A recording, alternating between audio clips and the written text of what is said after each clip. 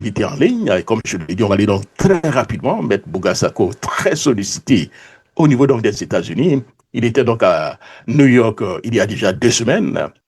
Cette semaine, il sera donc à Pennsylvanie, à Philadelphie et dans d'autres régions un peu plus tard.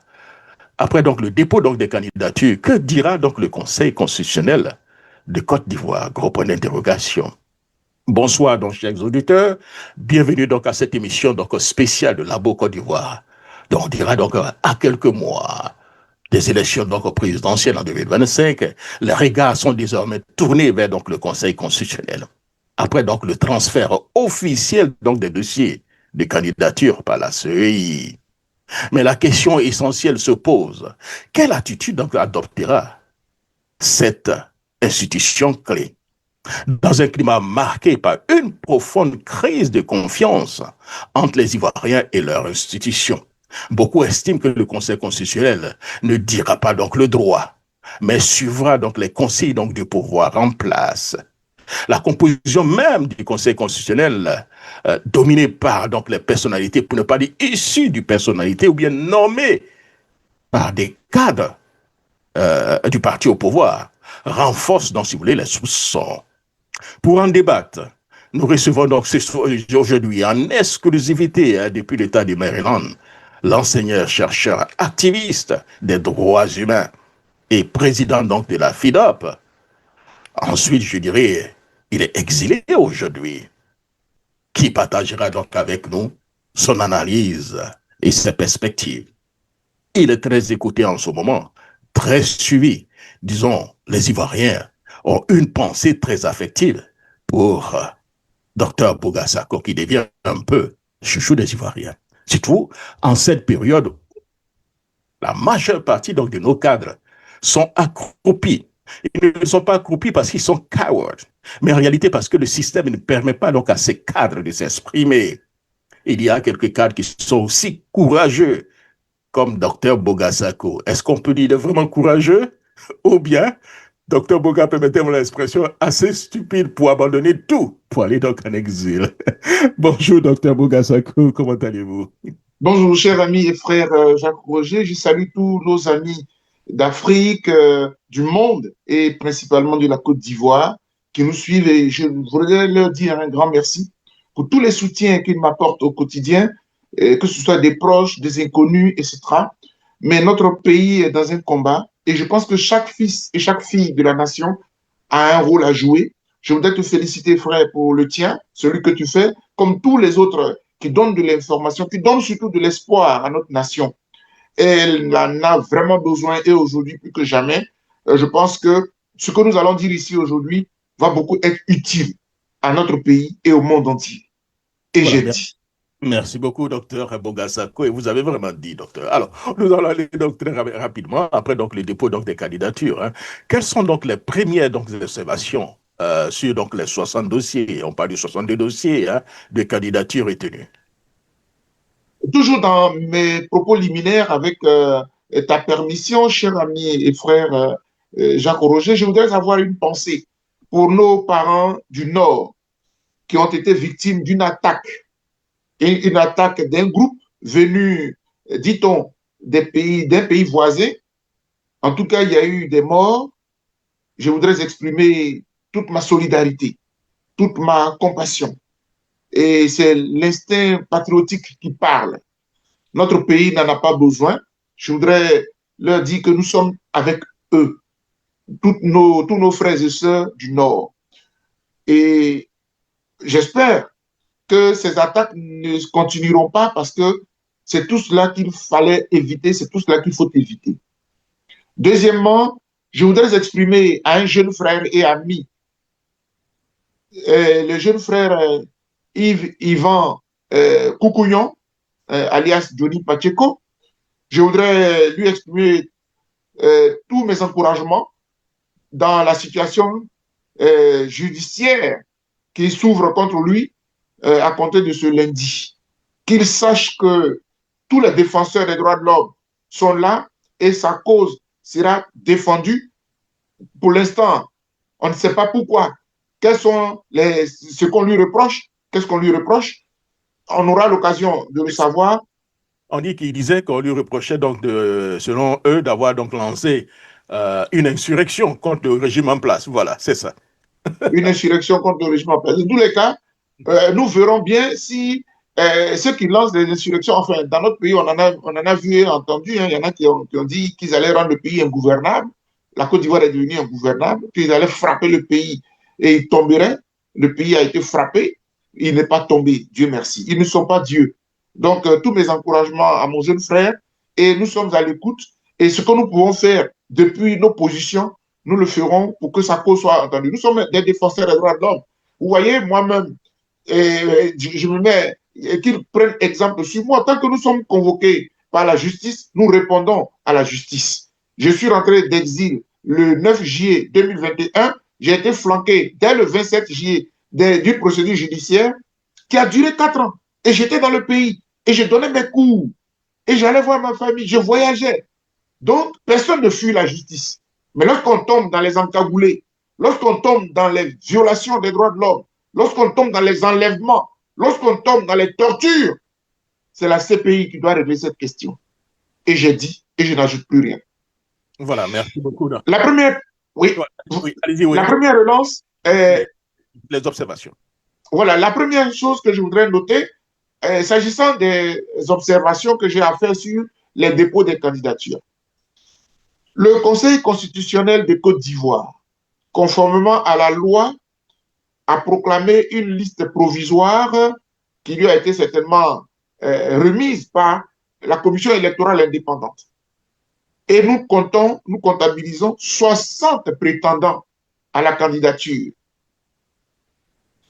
Ce que cela m'inspire, d'abord, je voudrais dire un grand bravo aux Ivoiriens. Contrairement aux petits analystes, je voudrais me féliciter de l'engouement des Ivoiriens, malgré tout ce qu'on peut dire sur la politique, malgré le régime dictatorial d'Abidjan, malgré le contexte délétère, ils ont été courageux, ces Ivoiriennes et ces Ivoiriens, pour aller déposer leur candidature à l'élection présidentielle. Cher ami Jacques Roger, vous allez remarquer que dans la communauté, dans la société dans laquelle nous vivons, il y a des gens qui sont à 1000 lieues de prétendre candidater à une élection présidentielle ou même à une élection quelconque. Donc, je pense que le fait même de vouloir candidater est déjà un acte de bravoure. Il faut le saluer. Première observation. La deuxième observation que je voudrais faire, mais je voudrais me réjouir que sur les 60, il y a quand même 8 dames, 8 femmes courageuses qui ont déposé leur dossier et je voudrais les saluer et saluer donc tous ces hommes et donc ces femmes qui ont eu le courage d'aller déposer leur dossier. Mais vous savez ce que cela appelle, et ça va être une autre observation, c'est un pied de nez à M. Ouattara et à son régime. J'allais dire honte à eux. Et même au regard de ce qui est en train de se passer, ils devaient réfléchir par 2 fois. Parce que, et ça, c'est le militant des droits de l'homme qui parle. Parce que voulait M. Ouattara? Vous l'avez entendu lui-même dans une interview, lorsqu'il disait qu'il avait même l'idée de mettre la caution à 200 millions. Je ne sais pas si vous vous rappelez. Après, il y en a qui ont parlé de 100 millions et puis finalement, c'est 50 millions qui ont été retenus. Mais quel est l'objectif? J'écoute certains petits analystes qui estiment qu'il y a des farfelus qui se permettent de candidater à l'élection présidentielle. C'est trop important, on ne joue pas avec. Mais ils sont qui? Monsieur Ouattara est qui pour dire à quelqu'un qu'il est un farfelu qui ne peut pas prétendre à la magistrature suprême de son pays? Mais candidater est un droit de l'homme. Les gens expriment leurs droits. Le monsieur dit, je veux, j'ai la volonté de diriger mon pays, si l'occasion m'était donnée. Et puis même s'il ne remplit pas les conditions, mais il a exprimé. Et c'est un droit. Et c'est pour cela que nous disons que dans une république qui respecte les droits de l'homme, la magistrature suprême doit être ouverte à tous les citoyens. Il y a des pays où on a 200 candidats, 300 candidats, et puis au finish, on reçoit avec une poignée. C'est tout. Mais vous ne pouvez pas dire à des gens de ne pas manifester. Et d'ailleurs, dans les grands pays, même aux États-Unis, où très souvent, ici, où nous avons souvent 2 candidats, mais à côté des 2 candidats, il y a plusieurs candidats à la vérité. Parce que le rendez-vous de la présidentielle, c'est le rendez-vous qui engage toute la nation. Et il y a des citoyens qui n'arrivent jamais à s'exprimer. Il y a des citoyens qui ne sont jamais écoutés. Ils profitent là de l'occasion pour non seulement s'exprimer, et surtout pour faire des propositions, de façon à ce qu'ils puissent influencer le jeu électoral. Une façon de dire, par exemple, je suis fils de paysans, je considère que le cacao est mal acheté, est mal vendu, et que les paysans sont pauvres. Dans ce cas, qu'est-ce que je fais? Je profite de l'élection présidentielle pour faire entendre la voix des paysans. Donc, dans mon programme, il peut y avoir plusieurs points, mais je vais mettre l'accent sur la question des paysans, de façon à ce que celui qui va être élu, peut-être même qu'il peut pouvoir négocier un jour avec moi, il prendra cette préoccupation-là en compte. Voilà un peu ce qui se... Donc, ce n'est pas en Côte d'Ivoire seulement qu'on va interdire à des gens de se présenter à une élection présidentielle. Mon cher ami Jacques Roger, même si vous mettez la caution à 1 milliard, ils s'en trouveront des Ivoiriens qui candidateront, quitte après à être éliminés. Donc, je voudrais vraiment les féliciter, je voudrais les encourager, et puis ça ne sert à rien d'inventer d'autres procédures pour museler les gens. Car l'élection présidentielle n'appartient pas, M. Ouattara n'appartient pas à un individu qui déciderait que personne ne puisse jouer avec quoi que ce soit. Le président, c'est un humain. Le président, c'est un Ivoirien. N'oubliez pas, comme Abraham Lincoln l'a dit, la démocratie et le gouvernement du peuple, par le peuple et pour le peuple. Et je dis. Merci beaucoup, docteur Bouga Sako Gervais. Parmi donc ces dossiers donc de candidature, hein, lesquels vous paraissent donc les plus susceptibles de créer donc débat ou contentieux? Très bonne question. Ce qui va m'amener donc à analyser parmi les dossiers déposés deux types de dossiers. Le premier type, c'est celui de M. Laurent Gbagbo et de M. Tidjane Thiam, qui ne sont pas inscrits sur la liste électorale, mais qui ont déposé leur candidature. Il y a une seule façon de comprendre ces dépôts de candidature, c'est que la pression sera mise sur le pouvoir Ouattara jusqu'au bout. Je répète, pour que ce soit clair dans l'esprit de tout le monde. En déposant sa candidature, M. Laurent Gbagbo, tout comme M. Tidjane Thiam, veulent dire à M. Ouattara qu'ils sont déterminés à aller jusqu'au bout. Jusqu'au bout, là, ça veut dire quoi? Ça ne veut pas dire faire la guerre. Ça ne veut pas dire faire des palabres. Ça veut dire jusqu'à ce que le pouvoir Ouattara comprenne que le dialogue s'imposait et qu'il s'impose toujours. Et moi, je veux dire à qui nous écoute. Il y en a qui disent, oui, mais c'est trop tard pour dialoguer. Il n'est jamais tard pour dialoguer. Car au cours d'un dialogue, on peut décider de reporter l'élection si tant que nous devons sauver des vies.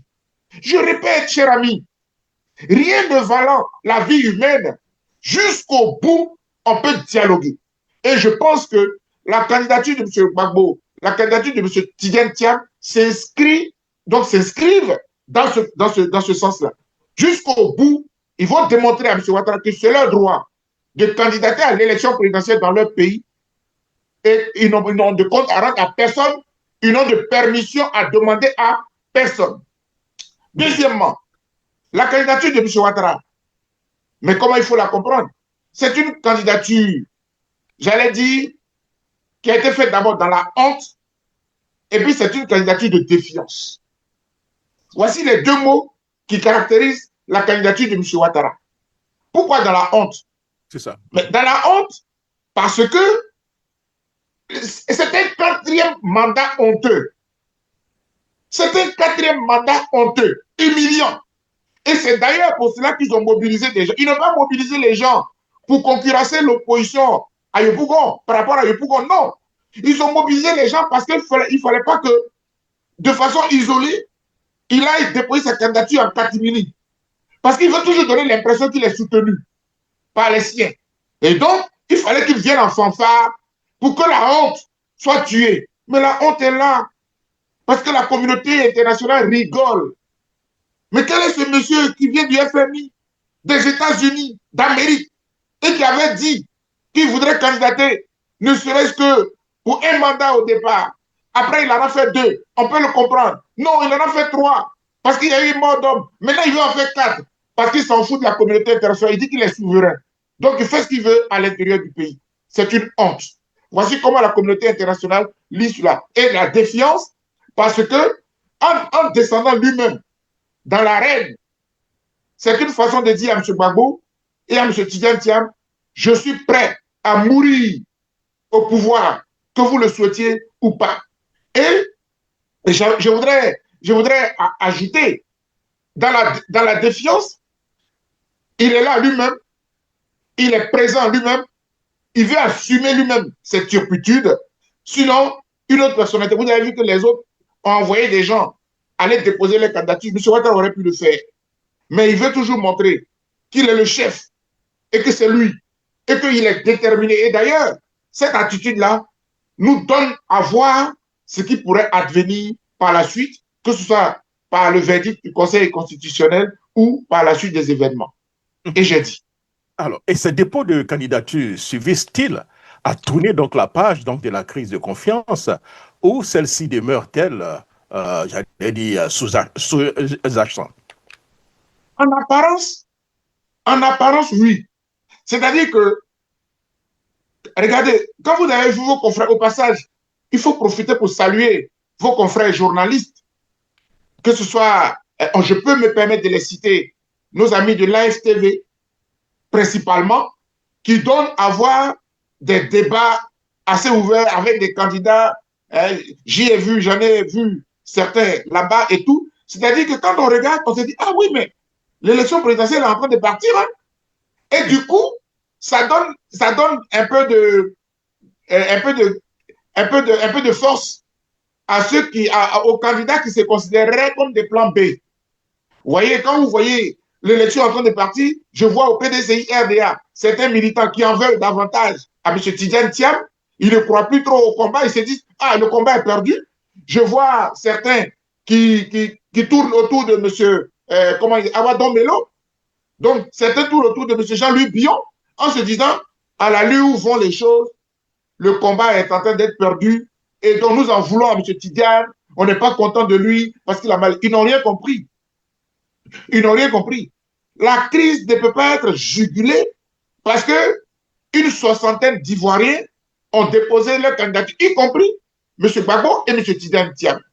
Donc, le dépôt des candidatures donne une illusion de ce que le processus est en marche, donne l'illusion que M. Gbagbo est rentré dans le jeu, donne l'illusion que M. Tidjane Thiam est rentré dans le jeu et que le combat est perdu. C'est mal, c'est une mauvaise lecture. Ce n'est même pas comprendre ce qui se passe. Parce que ce qui se passe, il faut être dans le jeu pour combattre le système.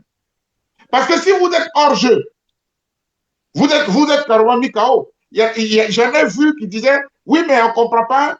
Et le PDCI et le PPRCI, ils ont dit qu'ils sortent de la CEI. Et donc, ils vont déposer encore leur dossier. Ils n'ont rien compris. Ils n'ont rien compris.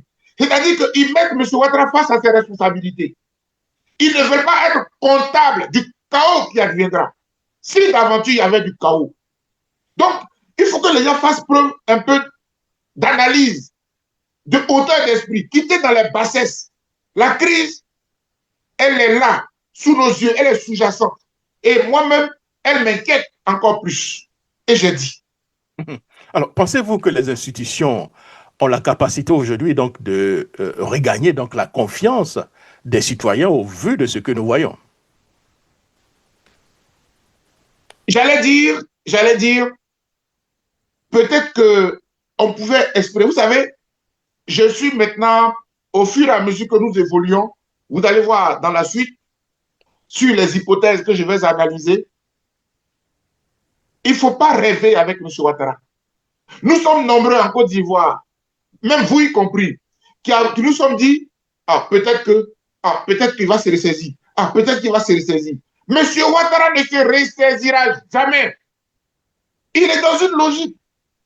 La logique, c'est moi ou c'est moi. C'est ce que la CPI avait cru reprocher à M. Gbagbo. On gagne ou on gagne. Ils sont dans leur logique de premier coup KO. Et ils se disent, on compte les jours. Vivement que le 25 octobre arrive et qu'on passe à autre chose. On ne passera pas à autre chose. Et c'est pour cela que, pour répondre précisément à la question, je ne peux plus croire aux institutions. Un président de la CEI qui assiste à la déclaration des candidats. Alors que tous les autres candidats se sont exprimés, il n'y avait personne. Il n'y avait que leurs partisans autour d'eux. Mme Gbagbo était entourée de ses amis, de Cap Sud, comment dire, Cap Si, comme mon frère et ami Sacha Blé-Goudé, etc. Mais les autres, voilà. Mais là, lorsque M. Ouattara a déposé sa candidature, ils étaient à côté. Ils étaient là. Ce qui est tout à fait ridicule. Ce qui montre clairement qu'ils ne peuvent pas se cacher désormais de leur appartenance, de leur soutien, de leur, j'allais dire, de leur confusion avec le régime au pouvoir. Ça, malheureusement. Et peut-être vous allez me dire, est-ce que le Conseil constitutionnel pourrait redresser la barre? Je rêve avec vous, mais je vais le faire par la suite à travers l'analyse des hypothèses. Alors, puisque vous parlez donc d'hypothèse, Dr Bogasako, quelle serait, selon vous, donc la première hypothèse de réponse du Conseil constitutionnel? La première hypothèse, de toute façon, il y en a deux, il n'y en a pas trois, il y en a deux.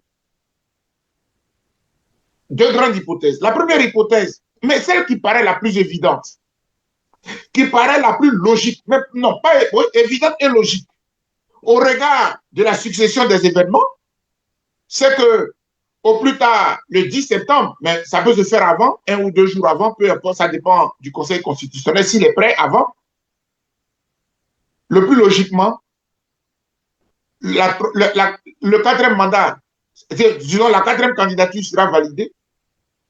Vous vous rappelez de la troisième candidature, non? Non, plutôt de la deuxième candidature. La deuxième candidature, le Conseil constitutionnel avait dit, c'est vrai que M. Ouattara, voilà, une candidature dérivée. C'est-à-dire que le Conseil constitutionnel dit, moi, je ne cherche pas par là. Je ne rentre pas dans le fond. Parce que dans le fond, c'est M. Gbagbo qui avait pris une ordonnance pour que le monsieur soit candidat à l'élection de 2010. Une seule candidature. Le monsieur dit, j'ai été élu, la Constitution prévoit 2, donc je vais faire deuxième. Et rappelez-vous, un grand homme de droit, j'allais dire le plus grand homme de droit dans notre pays, avait démissionné. Parce qu'il ne pouvait pas accepter qu'une candidature bloquée par la Constitution soit validée pour un deuxième mandat. Ce n'est pas possible. Surtout que les dossiers allaient être bloqués à l'analyse par le Conseil constitutionnel au deuxième mandat. Donc, quand on remplace le professeur, le grand maître Vaudier, par M. Kone Mamadou, l'ancien membre de la rébellion des forces nouvelles de l'époque, quand il arrive, lui dit, moi, je ne rentre pas dans le fond par dérivation. J'estime que la Constitution dit 2 mandats, le monsieur a fait 1, moi je ferme les yeux, je l'autorise à faire un deuxième. C'est exactement ce que va faire le Conseil constitutionnel aujourd'hui.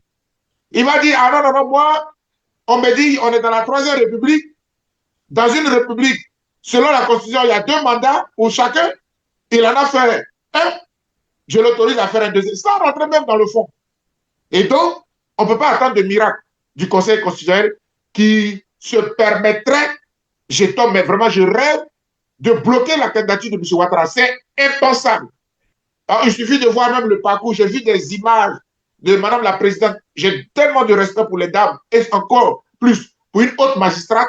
Mais le fait de voir avec Kandia Camara dans certaines images et tout, les postures n'inspirent pas confiance, malheureusement. Donc, je ne suis pas surpris de ce qui adviendra, s'agissant de la candidature de M. Ouattara. Ensuite, dans la même logique,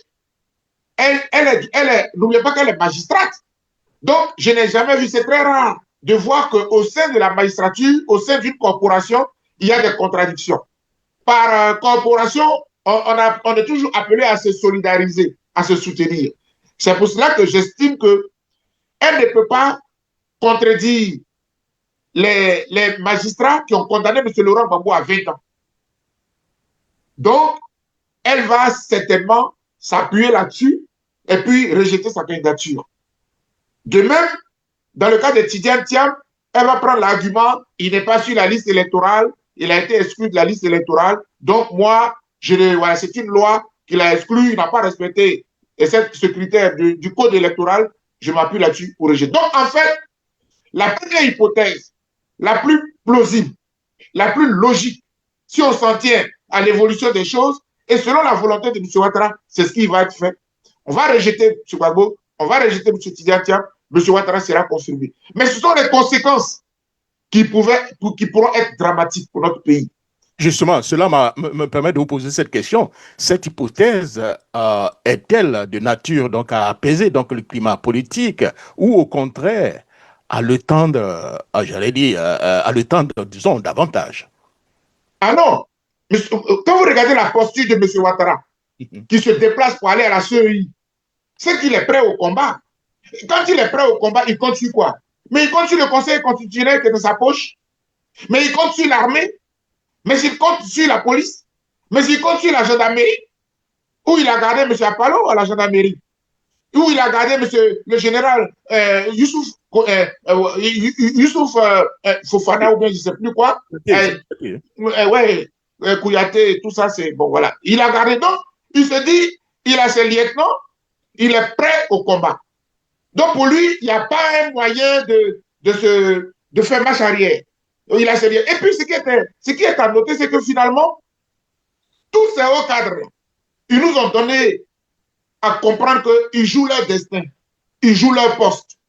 Mon cher ami, est-ce que cette image ne vous a pas fait sourire et ne vous a pas désolé de voir des ministres de la République qui jubilent lorsque un président veut faire un quatrième mandat? C'est un peu comme au Cameroun. Lorsque M. Paul Biya dit qu'il va faire un énième mandat à 92 ans, il y en a qui jubilent, qui sabrent le champagne. On va encore rester au pouvoir. On va encore garder nos postes. Oh, Dieu merci. Dieu soit loué. Vous voyez? Je trouve ça triste. Donc, permettez-moi d'adopter cette hypothèse qui paraît au regard des événements la plus logique. Mais je crois que vers la fin de notre entretien, je vous dirai ce que risque la Côte d'Ivoire avec cette première hypothèse. Justement, quelle autre hypothèse envisagez-vous en dehors donc de la première, docteur? La deuxième hypothèse, elle est finalement très probable. Parce que comme je vous le dis, jusqu'à ce que je revienne ici en exil, parfois on critique durement en espérant que M. Ouattara va entendre raison. Bon, si M. Ouattara n'entend pas raison, mais il faut au moins qu'il y ait des personnes capables pour entendre raison. Vous savez, dans l'un de mes tout derniers livres que j'ai écrit, qui s'intitule Afrique, liberté, conditions pour une Afrique libre et émergente. Ce livre est sorti aux éditions universitaires européennes à Berlin. Vous allez sur Amazon, vous pouvez retrouver ce livre-là, dans lequel j'estime que lorsqu'on dit que quelqu'un est dictateur, qu'il y a un dictateur, il n'est pas seul à être dictateur. Autour de lui, il y a des cadres, il y a des intellectuels. Donc, ils sont tous comptables de la posture du dirigeant. C'est pour cela que je suis triste d'annoncer cette deuxième hypothèse. Mais malheureusement, elle aurait été salvatrice pour la Côte d'Ivoire. Je suis triste parce qu'elle ne va pas être retenue. Pourquoi? D'abord, c'est la posture dans laquelle on aurait pu analyser, on aurait pu rejeter la candidature de M. Tidiane, de M. Ouattara. Est-ce qu'on peut trouver en Côte d'Ivoire un juge suffisamment courageux, une juge constitutionnelle suffisamment courageuse pour dire que M. Ouattara n'est pas éligible? Non, elle a signé son arrêt de mort. Parce que vous savez, il y a des régimes avec lesquels il ne faut pas jouer. Il y a des régimes dans lesquels il ne faut pas se montrer brave tchè. Il n'y a qu'un seul brave tchè. Il y a des régimes dans lesquels il n'y a qu'un seul brave tchè. Il n'y en a pas deux. Vous savez ce que celui que j'ai appelé tout à l'heure le grand maître Vaudier, qu'est-ce qu'il a fait? Comme il savait qu'on allait le contraindre à valider un deuxième mandat, il a carrément démissionné. Et selon la Constitution, quand tu démissionnes, tu te tais. Selon un délai, il s'est tué. Oh, je ne crois pas, excusez-moi, mais avec tout le respect que je lui dois, je ne crois pas la présidente actuelle du Conseil constitutionnel capable de cela. Donc, ça, c'est hors d'état. Et pourtant, ça aurait pu rafraîchir le jeu. Pourquoi je dis cela? Parce qu'au Sénégal, ça a été possible. Au Sénégal, ça a été possible. Ce sont les hauts magistrats sénégalais qui ont sauvé la démocratie sénégalaise. Pourquoi des Africains ont pu le faire au Sénégal et des Ivoiriens ne peuvent pas le faire aussi? Est-ce que l'argent nous a endoctrinés? Est-ce que l'argent peut aussi nous amener au cimetière? Est-ce que l'argent peut accepter qu'on envoie notre peuple à l'abattoir quand on peut le sauver avec une simple décision? Je rêve qu'il y ait des hauts magistrats en Côte d'Ivoire qui fassent comme les hauts magistrats sénégalais. Malheureusement, ce n'est pas possible. Mais j'ajoute, dans la deuxième hypothèse, toujours dans cette hypothèse-là, parce que je fonde mon espoir là-dessus, mais c'est un espoir perdu d'avance. C'est que M. Gbagbo et M. Tidiane Thiam peuvent être remis dans le jeu. Et ça, le ciel ne tomberait pas sur les magistrats. Parce qu'ils peuvent s'appuyer sur la réponse du comité des droits de l'homme des Nations Unies, qui a répondu à M. Gbagbo et qui a répondu à Tidiane Thiam pour simplement valider les deux candidatures. Pourquoi?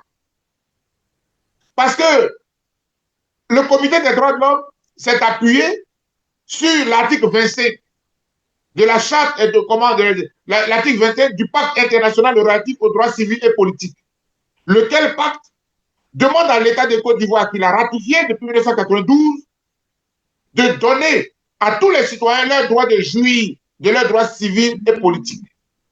Le Conseil constitutionnel peut s'appuyer là-dessus tranquillement et puis dire que sur cette base-là, je valide la candidature de M. Gbagbo et de M. Tidiane Thiam en m'appuyant sur l'article 25 du pacte international relatif aux droits civils et politiques. C'est très faisable.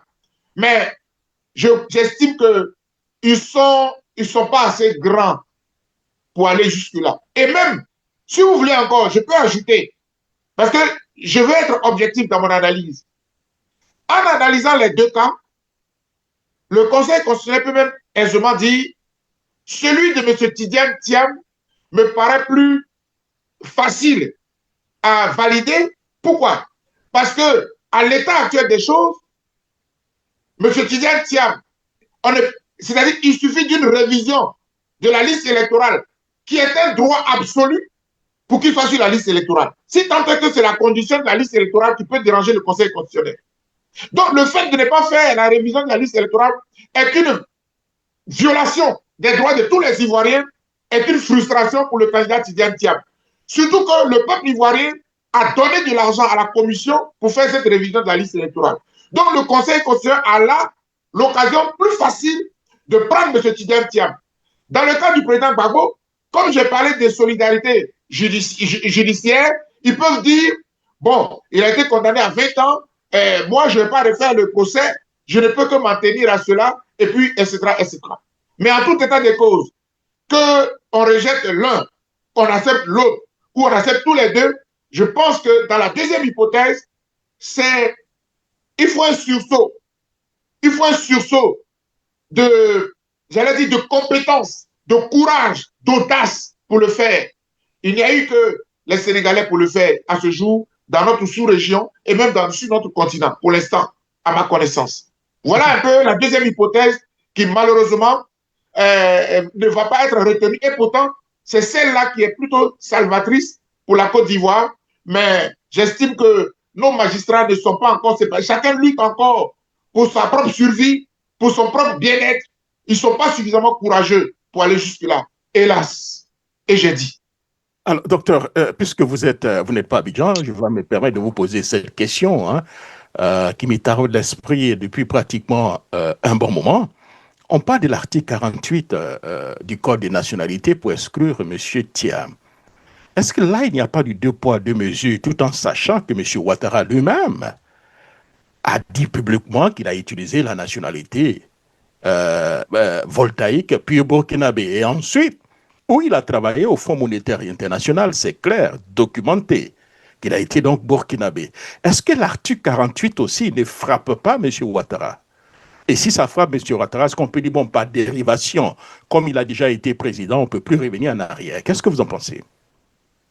Oui, alors vous savez, mon cher ami Jacques Roger, c'est ce qui est déplorable dans notre République actuelle. Et quand nous disons que la Côte d'Ivoire n'est pas un État de droit, c'est que le droit n'est pas dit de façon équitable pour tout le monde. Le droit est analysé à géométrie variable. C'est malheureux. Et c'est ce qui fait qu'on a cette crise-là, en fait. Sinon, si le droit était pratiqué de façon impersonnelle, de façon équitable, on n'aurait pas eu de problème. Avec la même disposition, il y en a qu'on poursuit et il y en a qu'on épargne. On ne peut pas être dans un état de droit. L'état de droit, il est républicain, il est équitable pour tout le monde. Malheureusement, ce n'est pas le cas.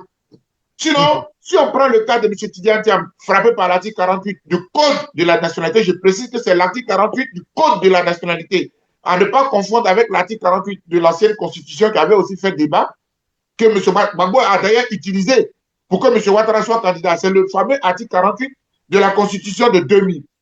Mais ici, nous parlons de l'article 48. D'ailleurs, M. Tidiane Thiam est doublement victime de cet article. Parce que M. Tidiane Thiam, quand j'ai parcouru le dossier, j'ai regardé, au fond, il a deux nationalités. Il est à la fois français et il est à la fois ivoirien.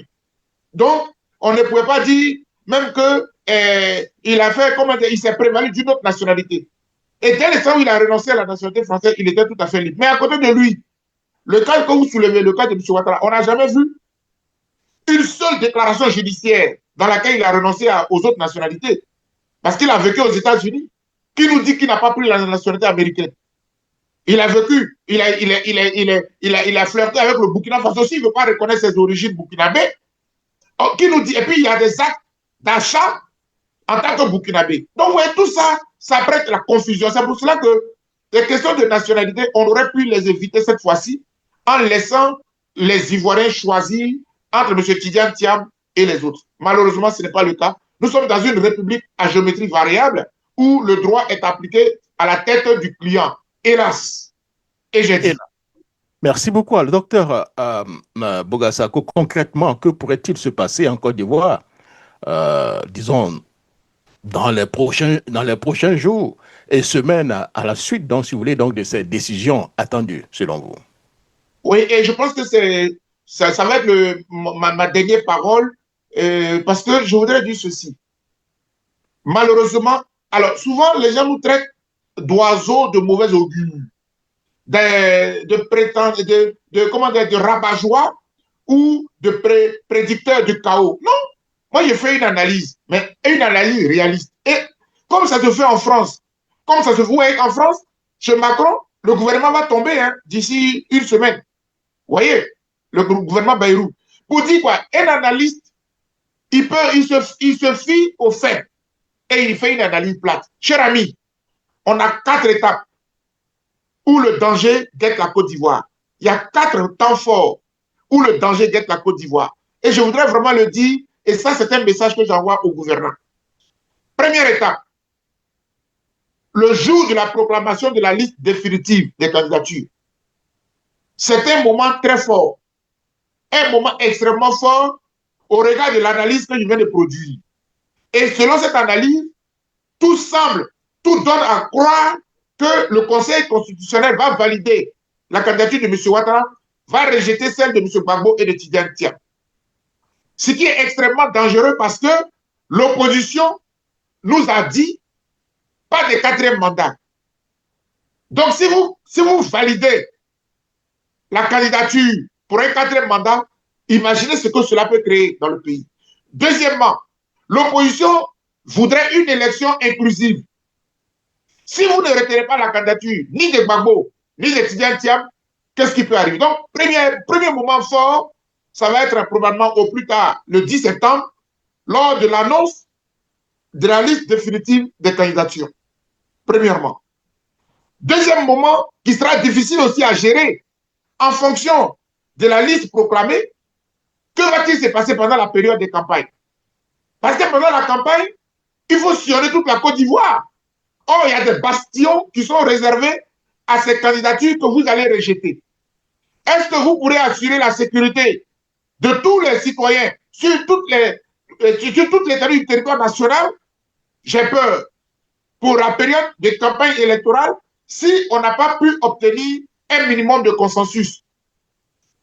Troisième moment fort, ça va être le jour de l'élection. Si l'élection est maintenue au 25 octobre, dans le climat actuel, dans le contexte actuel, il y a des raisons d'avoir peur. Et en tant qu'Ivoirien qui aime son pays, j'ai des raisons d'avoir peur. Et le quatrième et dernier moment qui va peut-être s'étendre, c'est lors de la proclamation des candidatures. Parce que M. Ouattara nous a habitués à des passages en force. Une fois que l'élection est terminée, il peut se proclamer vainqueur. Dans un tel contexte, dans la Côte d'Ivoire que je vois là, avec des millions de personnes qui sont rassemblées à Yopougon, venir dire que Ouattara a gagné pour un quatrième mandat, j'ai bien peur. En tant qu'Ivoirien, mais en tant que citoyen, mais en tant qu'humain, j'ai le droit aussi de réfléchir et je te donner mon point de vue. On ne veut pas l'entendre. On m'a contraint à l'exil. Mais d'ici, par la magie des ordres et par la grâce du divin, j'ai pu donner mon point de vue. Et c'est ce et parce que j'aime mon pays, je dois interpeller les autorités, je dois interpeller tous mes compatriotes. Les jours qui arrivent ne seront pas de tout repos, ne seront pas aussi joyeux pour mon pays, malheureusement. Et j'ai dit. Malheureusement. Merci beaucoup, docteur Bogasako, et surtout, portez-vous bien. Hein. Alors, Merci beaucoup. voilà, merci donc à notre invité, docteur Bogasako, pour ces éclairages, j'allais dire, précieux sur donc, ce moment crucial de la vie politique ivoirienne. Et une chose est claire, l'avenir donc du processus électoral dépendra donc de la capacité du Conseil constitutionnel à se montrer donc impartial et donc à placer donc les institutions au-dessus donc des calculs partisans.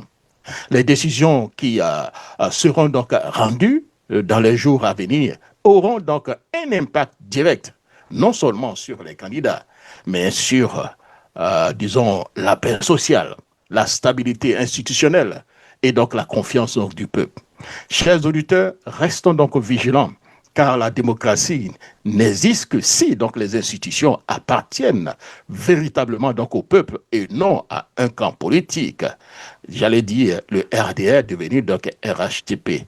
La question que j'avais oublié de poser au docteur Bogasako, mais le RHDP a peur de quoi? Il contrôle tout. Tous les pouvoirs, le pouvoir exécutif, le pouvoir législatif, le pouvoir judiciaire, la communication, les finances donc de l'État, la CEI, le Conseil constitutionnel, ils ont peur de quoi? Alors ils disent qu'ils ont un bilan inattaquable. Ils ont peur de quoi? Mais malheureusement, ça sera certainement pour une autre fois. Merci beaucoup les gars et surtout donc rendez-vous hein, pour une autre émission, disons.